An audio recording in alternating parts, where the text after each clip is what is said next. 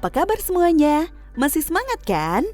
Setelah pada audio sebelumnya kita belajar tentang negara kesejahteraan, maka pada audio ini kita akan mempelajari tentang konsep revitalisasi kesejahteraan rakyat. Setelah mempelajari bagian ini, kalian diharapkan mampu menjelaskan apa yang dimaksud revitalisasi kesejahteraan rakyat. Tapi sebelumnya, coba renungkan hal ini. Menurut kalian, apakah sebuah negara memang benar-benar bisa memperbaiki kesejahteraan rakyatnya sendirian? Ataukah harus ada kerjasama dengan rakyat dalam perbaikan kesejahteraan?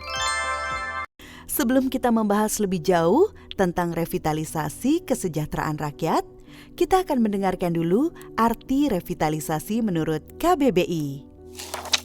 Menurut KBBI, revitalisasi adalah proses perbuatan menghidupkan atau menggiatkan kembali. Sehingga yang dimaksud dengan revitalisasi ekonomi adalah upaya menghidupkan kembali sektor-sektor ekonomi untuk meningkatkan kesejahteraan rakyat. Dalam bentuk negara Indonesia, tentu praktik revitalisasi ekonomi ini haruslah dilakukan dalam asas-asas Pancasila sebagai dasar negara kita. Sistem ekonomi Pancasila menekankan kerjasama dan asas-asas sebagai berikut. 1. Kekeluargaan. Artinya setiap individu dalam masyarakat saling mendukung dan membantu seperti dalam sebuah keluarga besar. 2. Berorientasi pada rakyat.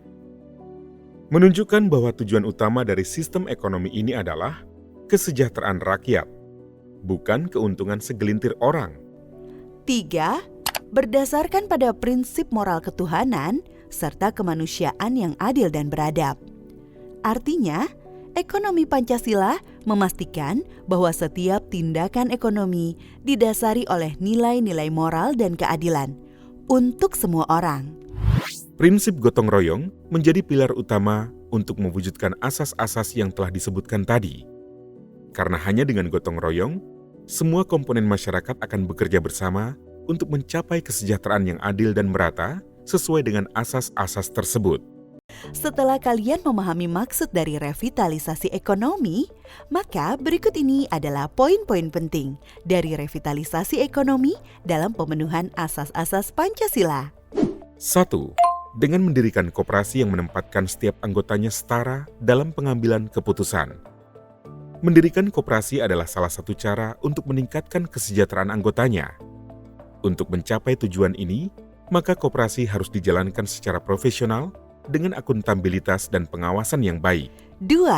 Dalam lingkup sebuah perusahaan, memastikan perusahaan-perusahaan memberikan alokasi saham kepada karyawan agar para karyawan merasa memiliki dan berkontribusi penuh terhadap kemajuan perusahaan.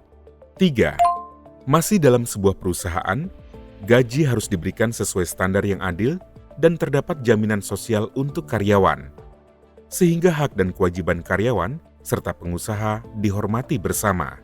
4. Produksi hal penting yang menguasai hajat hidup orang banyak haruslah dikuasai oleh negara, bukan individu ya teman-teman. Meski dalam praktiknya, hal ini tidak selalu harus dikelola oleh birokrasi negara.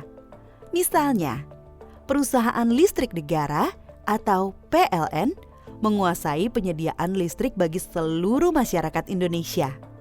Tapi, meskipun dikuasai oleh negara, PLN bisa bekerja sama dengan perusahaan swasta loh untuk memastikan pelayanan listrik yang efisien dan menjangkau seluruh daerah. 5. Bumi, air, dan kekayaan alam dikuasai oleh negara untuk kemakmuran rakyat. Negara harus tegas terhadap ekonomi yang merusak lingkungan atau sosial. Misalnya, hutan-hutan di Indonesia dikuasai oleh negara dan digunakan untuk kemakmuran rakyat melalui industri kehutanan yang berkelanjutan. Pemerintah pun harus menindak tegas perusahaan-perusahaan yang melakukan penambangan ilegal atau membuang limbah berbahaya ke sungai untuk melindungi lingkungan dan kesejahteraan masyarakat sekitar. 6. Untuk unit usaha kecil dan menengah atau UMKM harus didukung oleh pemerintah dengan bantuan permodalan, kemudahan berusaha, perlindungan persaingan sehat, dan saran promosi. 7. Sektor ekonomi kreatif dan pariwisata terus dikembangkan untuk membantu UMKM tumbuh melalui promosi dan pendampingan. 8. Pemerataan kesempatan dan jaminan sosial diberikan melalui kebijakan ekonomi yang mendukung persaingan sehat dan membela yang lemah. Misalnya dengan tunjangan hari tua, biaya pendidikan, asuransi kesehatan dan kerja, serta pemenuhan kebutuhan dasar. 9. Pemerintah menciptakan iklim usaha yang mudah dan sehat dengan regulasi yang sederhana. Dan 10.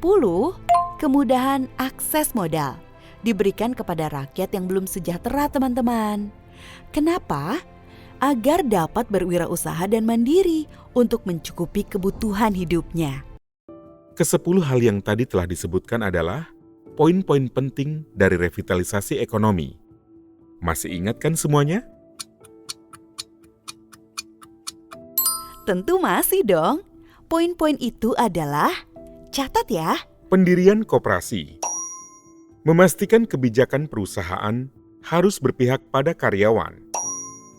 Adanya pemenuhan gaji dan jaminan sosial untuk karyawan di sebuah perusahaan. Produksi hal-hal yang penting bagi banyak orang harus dikuasai oleh negara. Negara memastikan penguasaan sumber daya alam untuk kemakmuran rakyat. Pemerintah mendukung penuh usaha kecil dan menengah milik masyarakat. Negara memastikan pengembangan sektor ekonomi kreatif. Adanya pemerataan kesempatan dan jaminan sosial. Penciptaan iklim usaha yang mudah, sehat, dan sederhana. Dan yang terakhir, adanya kemudahan akses modal kepada rakyat prasejahtera. Bagaimana? Kalian sudah menyimak semua pembahasan materi di bagian ini kan? Untuk menguji pemahaman kalian, cobalah sekarang jawab beberapa pertanyaan berikut ini. Pertama, apa yang dimaksud dengan revitalisasi ekonomi? Benar sekali. Revitalisasi ekonomi adalah upaya menghidupkan kembali sektor-sektor ekonomi untuk meningkatkan kesejahteraan rakyat. Kedua, apa asas-asas sistem ekonomi Pancasila? Ya, benar. Asas-asas itu adalah kekeluargaan, berorientasi pada rakyat, dan berdasar pada prinsip moral ketuhanan, serta kemanusiaan yang adil dan beradab. Terakhir, apa pilar utama yang merangkum ketiga asas ekonomi Pancasila? Benar sekali. Prinsip gotong royong menjadi pilar utama untuk mewujudkan asas-asas yang telah disebutkan tadi. Wah, senang rasanya bisa membersamai kalian belajar sampai di titik ini. Masih banyak loh materi yang kalian bisa dengarkan di buku audio ini. Jangan kemana-mana ya, sampai jumpa.